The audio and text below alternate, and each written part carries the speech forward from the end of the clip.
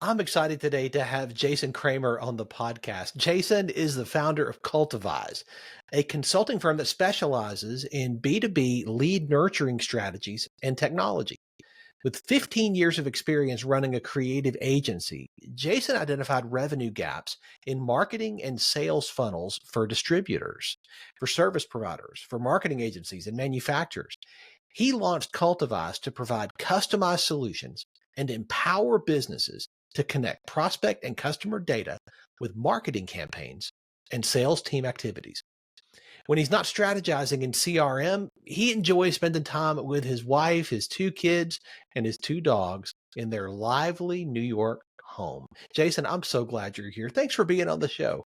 Thanks for having me. And now that it's, almost summertime, I'll add to that list of, going out in the Hudson River on the boat. Oh, Definitely oh, is up on that absolutely. list. Oh, absolutely. I hope you're enjoying that this time of year. I'm trying. As long as, the Mother Nature doesn't throw rain on me, then I'm good. That's a good thing. Welcome to Catalytic Leadership, the podcast designed to help leaders intentionally grow and thrive. Here is your host, author, and leadership and executive coach, Dr. William Attaway. Yeah. I'd love to start just with you sharing a little bit of your story with our listeners, Jason, particularly around your journey and your development as a leader. How did you get started? So I got started as, I'm sure a lot of your listeners, as you as well, William, know about the term skillpreneur, right? So Hmm. I started my getting into this whole kind of wacky world of marketing and technology as a graphic designer over almost 30 years ago now at this point. Yeah. And so that journey led me to develop that skill into being a business owner, which I Hmm. really knew nothing about. And Yeah. so the journey for me evolved, through what we all do, like trial and error, learning from mistakes. And what I learned up pretty quickly on is, surrounding myself with people, obviously, and I know it's kind of cliche to say, that were smarter than me, that had different skill techniques, really helped me catapult, where I am today. Yeah. And specifically, I think the thing to learn about is that, you have to be always thinking about how to make the experience better for your customers, but also Mm. how to make your business operationally more succinct to be ideally operational without you, right? That's the ultimate goal for any Correct. entrepreneur is how can I leave for a month and the business still runs? Yes. And that is the moving target, isn't it? Because Absolutely. just when you think you got it, just when you think you got everything in place, something changes. It does. And I think that the one thing that, I know specifically um, I've learned is everybody on my team, we're a team of six, so we're not a huge team, but I know that they all have their different skills and they do things a little bit differently. And the end result is going to be very similar, if not identical, to what I would provide if I was involved. And not to say I'm not, because I am involved in just about Mhm. everything we do. But the Yeah. point being is that I'm never going to clone myself, right? That's Yeah. impossible. Yeah. And for years, I was trying to do that very, very, um, you know, very specifically with different team members. And I realized over that time, like, okay, let them run with it. They'll do what they need to do. We'll get to the finish line the same way. Mhm. And so I think that's an important, lesson as well. With Cultivize, you've created a new solution to a problem that's existed for a while, but it's unique. Cultivize is not like so many of its competitors. I mean, I know, and I mean, everybody listening probably has a CRM, or at the very minimum sees that this is something that they need to move toward. Sure. But there's so many different options. There's so Oh, many just a couple different of thousand. solutions, Yeah. right? Yeah. I Not mean, too many. how Yeah. on earth do you evaluate without spending, 6 months diving as deep as you can into each one of these? Well, the simple thing to for those listening for really any size organization in any industry is you have to figure out first what you need. What are your Mm, problems as a business? Some common problems are managers or the owners of the business don't have eyes on what's happening operationally with marketing mm, and sales. Other yeah. problems could be inconsistent processes. You might have, a handful of salespeople. Three of them are really great, two of them not so much. Maybe it's because the tools that they're using or the experience, but there's ways to fix those things. It could also Mhm. be a problem of data. where is all of our information? And it's just kind of all over the place, right? Yeah. And so that's the first step, is identifying what are the problems we have today, what are the inefficiencies with the business, what are the gaps, right? Most commonly, we see salespeople aren't following up with things. There's no visual dashboard to the pipeline, like very basic things. You could start creating that list. And it's not just about what you need today, William, but the other thing that's also a misstep is, what do you need a few years from now? And I know it's hard to kind of project into the future. We all try to do our best, but I think the pitfall some businesses face is that they find a product, a CRM specifically, that might solve their needs today, but they don't anticipate what's going to happen a year or two. So I'll give you very quick, some examples. A lot of CRMs charge based on users. You might have a team of, let's say, 5 or 10 people right now, and it's like at the top of your budget to afford to put those 5 or 10 people into the CRM that you found would be a good fit in your mind. What happens 2 years from now when your team doubles in size, and now the price is prohibitive because maybe you can't afford and you don't have the funds to do that, right? So you have to think about the immediate need, the future need, and that's just two things. And we'll talk more about it, but we have tons of tips on the Cultivize website, as well as a whole free CRM assessment where we help take people through very critical questions. It's probably about 30 of them we go through to really make sure that we're helping them find the right CRM that's a fit for their business and their team. I've changed CRMs twice with my business, right? And I can't imagine I'm that uncommon, but both times it was a heavy lift to try to move everything. It's not just one export, one import. No, it's certainly not. Well, it's interesting, and you may have seen it, and some of the listeners have too. I'm always looking for insights from industry leaders and such. And so the Harvard Business Review a couple of years ago put out an article talking about the adoption of CRM and the challenges, right, that we're talking about today. And what they identified through their research was that over 70% of businesses will fail at implementing the CRM themselves because they don't even have the technical understanding of how to do it, the strategy, or the bandwidth, and it becomes an issue of, well, who on the team is going to take responsibility to do this? It might be a VP that says, hey, we're buying this product, but then they're not going to implement it. So they push it off to somebody else who has no idea what they're doing. And so a lot of times it's not uncommon, you're right, for a company to switch. But it's not so much a difficult thing to do, because what we often find is that the purchase originally was for an emotional reason, and it wasn't because it was the right fit. Otherwise, they wouldn't be switching, right? So it's really, again, going back to, well, why did you buy this product in the first place? And now what are you missing from that product or not using?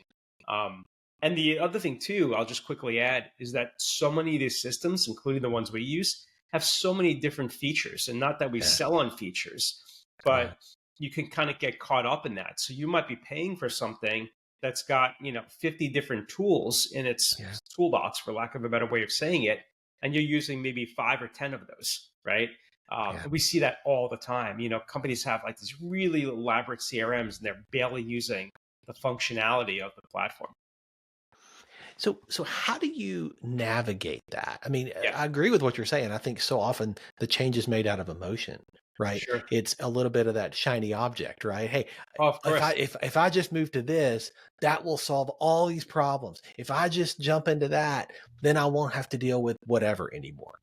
Yeah. But the reality is executing, right, and building it out, that is not a small task. And if no one owns it but the owner, well, you've got a problem. It is problematic. How do you help people navigate that? Well, the great thing about, and you mentioned early on, why we're different. I think it's a good time to kind of, talk a little bit more about that. Yeah. We are a complete done for you white glove service company, right? So we are a consultancy at the foremost. Yes, we sell technology, but we are not the developers. We're not the coders that built the technology we sell, right? So with that comes my acclimate for marketing experience. Even though we don't do inbound marketing, we don't really provide marketing strategy, we can help understand what they're doing from a marketing perspective inbound to make sure that plugs into the CRM. The other thing we do that's a little bit unique is that we spend at least a couple of hours, William, with the leaders in the organization that we're bringing on as a new client. to really understand their business. What are the fundamental small steps to acquire a client? Mhm. After you make the first phone call, is there a discovery call? Is there a proposal? Or is there a quote? Like breaking down the little details of all their processes. It seems so simple, but it's often overlooked. And once we Mm. break down those steps, we start recognizing where the gaps are and where we can Mhm. help maybe automate some of those things. And so Mhm. with that, our clients are typically, and really this is going to be maybe shocking for you and the clients, or I should say not clients, but the audience, I should say, um, to know that we get clients set up typically in 3 to 6 weeks with the CRM, which is really unheard of in the industry. But because we've been doing this so long and it's all we do, our process is so dialed in. As long as we get the information we need from the clients, we're up and running and we provide the training to the team.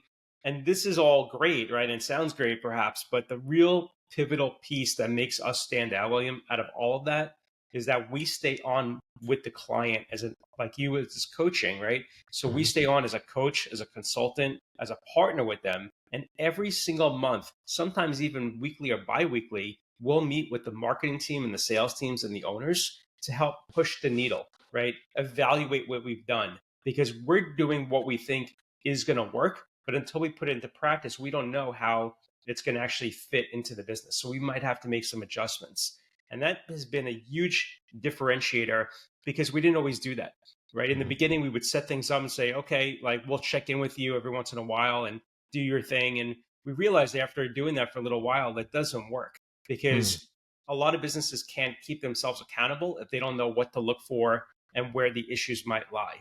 So having that outside perspective with the Cultivize team really helps us zero in to see, okay, why hasn't the salesperson logged in a couple of weeks? What issues are they having? How can we help them?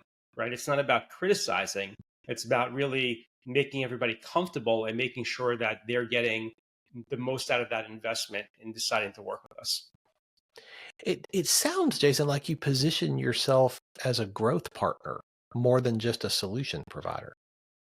It's all about growth. It's all about the next conversation. And that's why we have these monthly calls because what we often see working with these clients, and we mostly of our clients are B2B, but we do have more than a handful in the direct to consumer market. They may not be doing things right now. So, for example, I might talk to a client today and says, "Hey, we've never done trade shows before. We're going Mhm. to start doing trade shows next quarter. What can we do, and how can we implement that effort into the CRM to do maybe pre-invites to the trade show follow-ups, automated follow-ups, all these different things, how to have a QR code at the booth so they scan the QR code and their data goes right into the CRM, right? All these little things we can start talking about with them. So yes, it is very much about growth and about leveraging the CRM to help make things more efficient. And Mm. one other thing I want to point out too is that CRMs are often looked at as technology, but a Mhm. lot of times you can really look at it as another one or two full-time employees. And what I mean by that is that think about all the paper pushing. We talked earlier about people using Google Sheets and spreadsheets and writing things on paper and Mhm. moving data from one thing system to another system. If you add up all that human capital time to do all that work, we can automate that. And we're not eliminating a position, we're freeing up existing team members to focus on really maybe what you hired them to do is to sell and make phone calls and to have conversations, go on meetings, and not do all this busy paperwork that we could potentially streamline, for the client. I think that's a fantastic framing because I think there's so many different components to running a business, to operating a business. Yeah, And it's so easy to begin to silo and think, "Oh, I've got to have somebody to do that. I've got somebody to do that." But there are ways to leverage your CRM that will leverage your head count in a positive way. And I love that you're talking about it that way. When I look at this and I think about the components of my business, right? hmm I think about the different pieces and how automation has helped me to maximize the hours that I and my team spend doing what sure. we do and has eliminated the need for increasing headcount. It's exactly what you're describing, right? But that's an intentional process.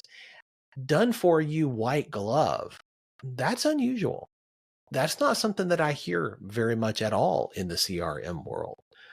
Yeah. When you stepped into that direction, Did you have any concern or fear? Hey, man, I don't know if this is going to scale.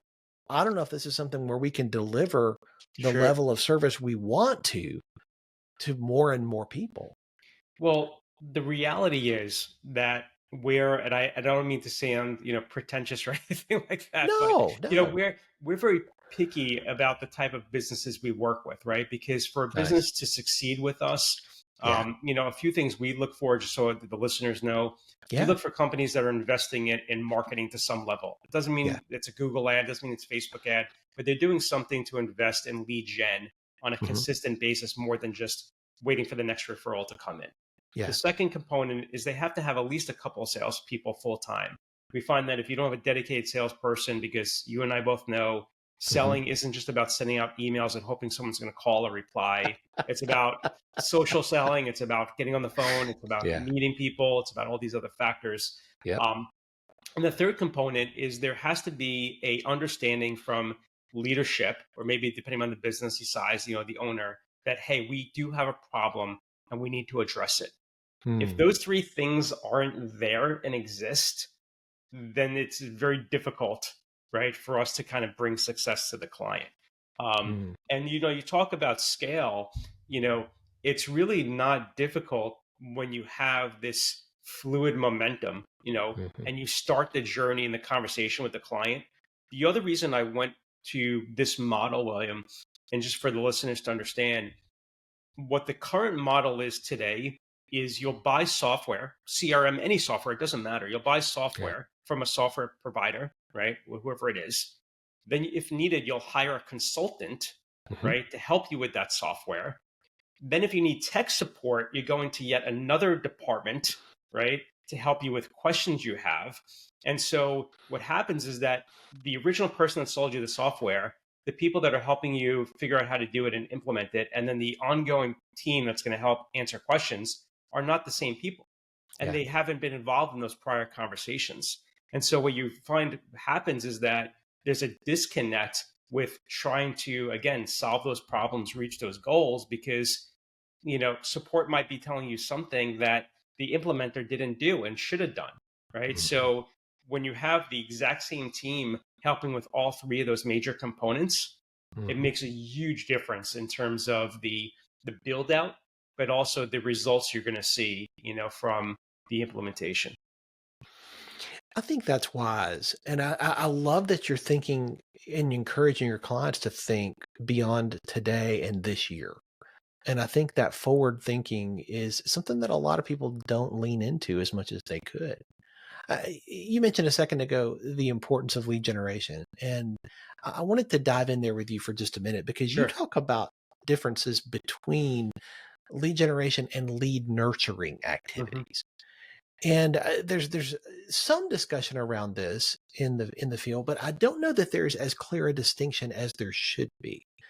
Can you dive into that for just a minute and how Yeah. that really affects the bottom line?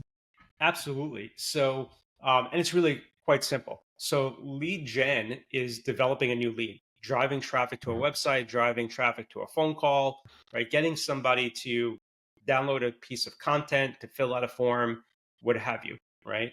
And there's all different ways to do that. We talked before about trade shows. That's lead gen, Mhm. right? Going there and Yeah. meeting new people.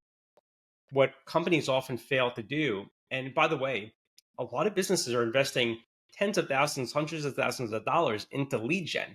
But Yeah. what they fail to do is to nurture those leads. So Mhm.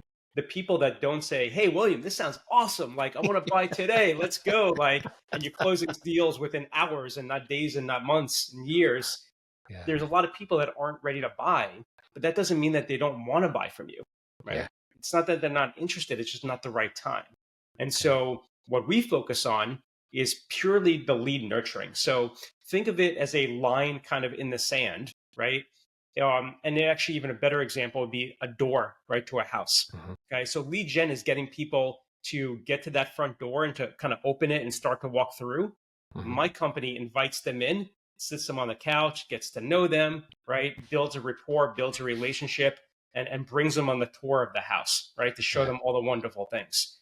Yeah. Marketing agencies and lead gen teams don't do that piece, right? They just get the person Mhm. to the front door and to hopefully they open it.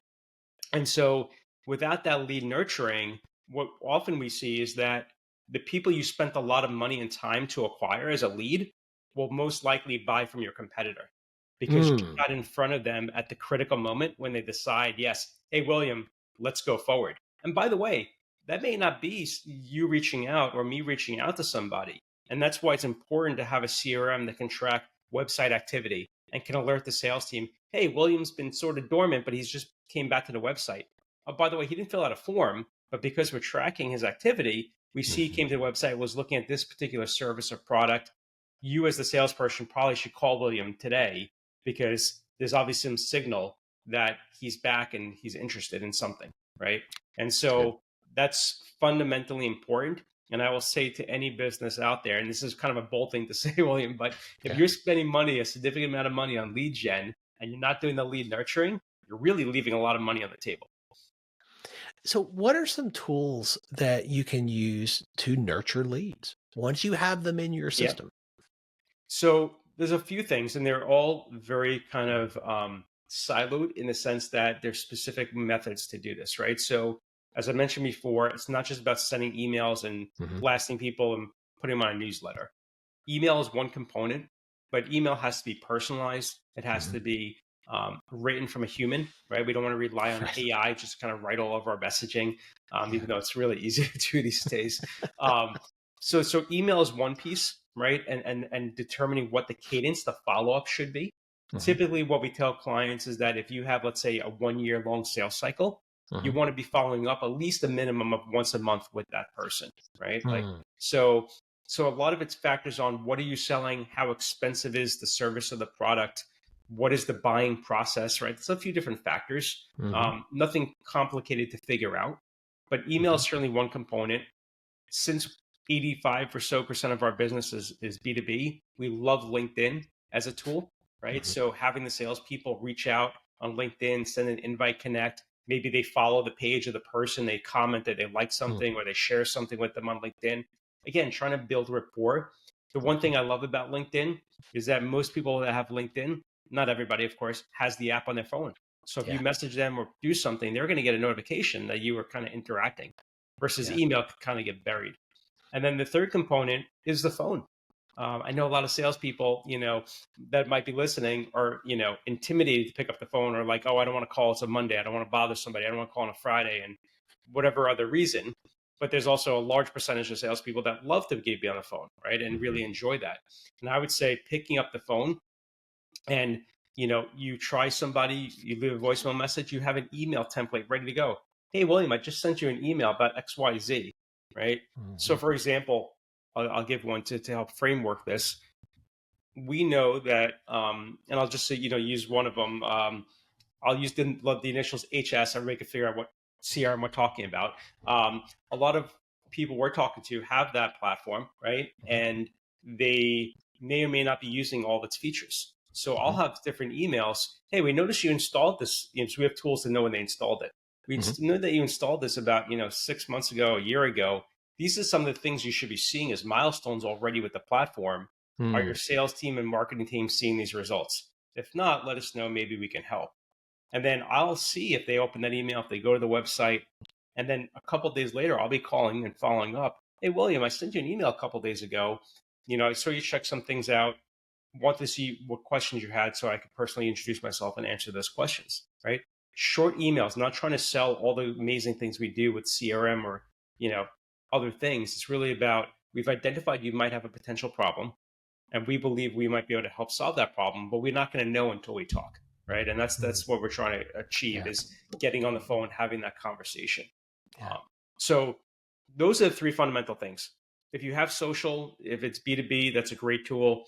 Phone call, email, and then the other thing I'll just add to that is you might be saying, well, if you're listening, who's going to write all this content, right? What should I say on LinkedIn? So Yeah. we always recommend for the sales team or the sales leader to be working with the marketing team so that the language could be coexisting, right? Because if the marketing team is spending a lot of time positioning the business, the tone, the voice of the business, that should carry through to what the sales team is saying, right? Hmm. Same vernacular, same all the styles. Again, you want it to be in the salesperson's voice, of course, But that's, I think, also a misstep too, where listeners today could, and even marketing agencies that might be listening too, are you sharing that information with the sales leaders of the organizations you're helping drive leads, right? Are you sharing all that content with them so they understand, what it is you're saying about the business, but how you're saying it? I love the integration of that. So often I watch companies silo, Hmm. and what's going on with marketing doesn't touch or talk. They don't talk to what's going on in sales. And both of them are really independent of what's going on from the owner, right? And everybody just does their thing and builds their area. And there's not that integration. But I think to have a business with integrity means that all the pieces are working together and that they all sound the same. And I love that you talk about that and how your CRM solution can help to be a solution to this problem. Yeah. And the other piece too, beyond just the content, which I think is, another important factor is that, and, there's lots of CRMs that can do this, is connecting the dots between marketing and sales, right? Yeah. Because the other common challenge, which again, we all know, is marketing will be complaining maybe to the sales team, hey, like we're giving all these leads, like, why aren't you closing them? Like, what's going on? And then the Yeah. sales like, hey, you're giving us garbage. Like, if you gave us better leads, we'd be able to close them, right? And so it's like this battle back and forth. But the reality is that if you're not tracking the origin of that lead, they came Yeah. from this trade show, they came from this specific Google ad, from Facebook, wherever they came from, direct Yep. mail, right? There's all these different things. We have clients that do multiple different streams of marketing channels. Point being, we need to push that information back to the marketing team to say, out of 52 leads, we had 10 opportunities. We won 2 and we lost 8. Okay, so maybe even though we had like a high number of leads, maybe they're really not qualified. Maybe they're not the right type of leads, right? How do Yeah. we fix that? How do we get better quality leads? Or we come to the conclusion, guess what? That marketing channel really isn't a good fit for us, right? We Yeah. thought Facebook or whatever was going to be great. It's generating leads, but it's not the type of people we want or need to sell to. And so That's good. that's and I always look at it as like the stock market, right? Or an investment, William. So in Yeah. my eyes, if I'm investing, even $1,000 a month in marketing, Yeah. I want to see a ROI. I want to receive a return on that investment. I want to know that new sales that I brought in were over $1,000, because if they weren't, then I'm really losing money on that investment. It's not generating any additional income. And so, I always think of it as, why would I give money to my financial advisor to keep investing if my reports always showed a negative return? I probably wouldn't do that. Wisely you know, so. right. But a lot of, like, to your point, businesses don't see it that way, right? They're like, oh, Yeah. marketing is important, and while my competitors are doing marketing, I'm going to allocate 2% of my revenue, whatever it is, to to marketing, and I'm just going to do it, and because that's what I need to do. And so you keep spending this money often where you don't evaluate that return on investment. And and the struggle there, I'll just add, because I know we have a lot of agencies listening. Agencies are like, oh, it sounds great, Jason, but we're busy running our agency. We're building websites, doing lead gen, doing all these things to drive traffic to the client's website. We don't have time to get involved with CRM or understand how to do all the things you're talking about. And that's where we fit in. So we white label everything we're talking about today to agencies. So we bring our entire team into an agency, and the agency say, hey, look, we got this, like you said, this new shiny object, right? This new part of our team that can help with the CRM, can help nurture the leads. And it's really a win-win in 2 ways. One, the agency now has a more sticky client, because Yeah. the client is going to start seeing better results with the lead gen. Okay. And they're going to be connected into that idea that it's not just about lead gen, it's about nurturing leads. It also generates an additional revenue stream, because we do a rev share with the agencies we work with. So now they're making some additional revenue, really doing almost zero work, because we're doing all the work. And then it makes the client happy, which is the most important thing, because now the client can have an organized way to see things. So really quick story.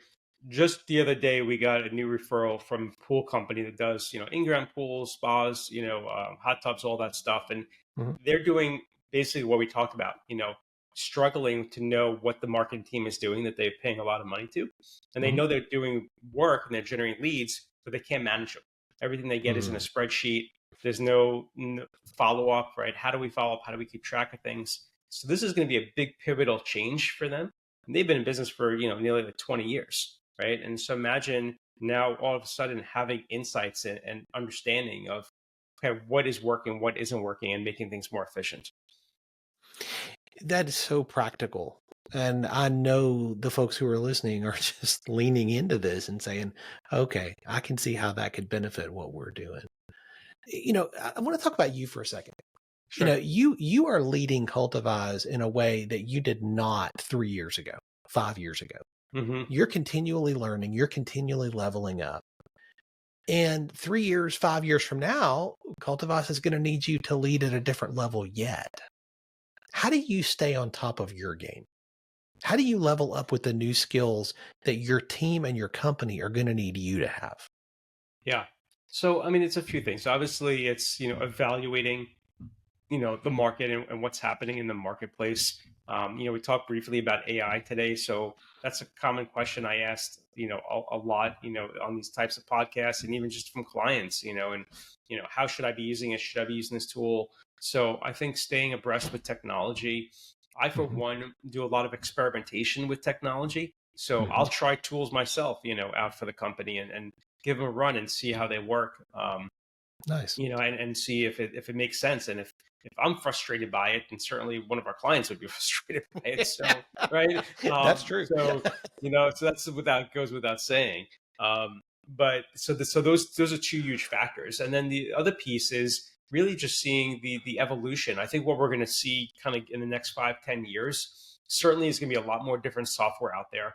AI is Mm. going to be huge, in terms of creating content. I don't think it's going to really be a huge point about let's say CRM as a general. But even Mhm. now with LinkedIn, if for those listeners, and you may have seen it on LinkedIn too, William, there's Mhm. new AI on LinkedIn, over the Mhm. last, several months where, Yeah.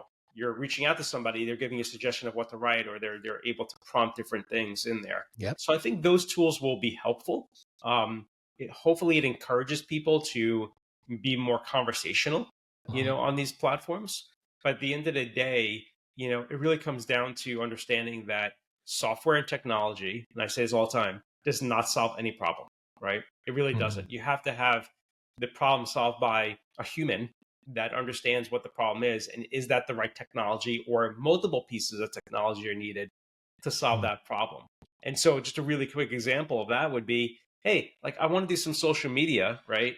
And I want to get my word out there and create content. Well, there's a gazillion different content tools that can develop content, right? And put content out there and publish it and automate it and all these things. But what's the strategy, right? How are you going to use those tools to get to that goal? And what is the goal? And how do you measure that goal? Is it just more likes? Is it more downloads? Is it more comments? And so you have to have these pieces in place. And I think that's what is always going to be the sticky point, William, for as technology grows, is that the fundamental goals and needs and process still need to be there. The tool is just maybe a quicker way to get there, right? Mhm. So, right. I mean, That's we good. started off with horse and buggy, we went to cars, and now we're in electric cars, right? Yeah. We still went from point to A. It's just a different way of getting from point to A. I like that. As you continue to learn, as you continue to grow and develop, Mhm. is there a book that has made a big difference in your journey, Jason, that you would recommend to everybody listening, that if they haven't read this, this was a game changer for you? So I think in terms of like operationally for business, there's been certainly a lot of books I've read. Mhm. A couple that come to mind. The first one is Profit First. Yeah. Is a great, that book. Okay, so for Yeah. those that Great book. listen, it's all about how to really kind of like silo your bank accounts for the business and how Mhm. to put money away before you even spend any money. And that was like a huge pivotal thing. I've been following that process, and my bank was like, "Why do you need 7 checking accounts? Like, for your business?" I'm like, "There's a method. Don't worry about it. I'm not That's crazy." right. That's right. And so I still have that today, and that's been really helpful. Another another one was I believe it was the pumpkin patch, was it was called, and basically it's the idea of like, the farmers in the world that grow these like giant, huge pumpkins that you see like every year for Halloween, perhaps depending on where you live, right? Like that's not just done by like accident, right? There's like a methodical plan and like process involved to get those pumpkins to be giant. They don't have like some magical seed.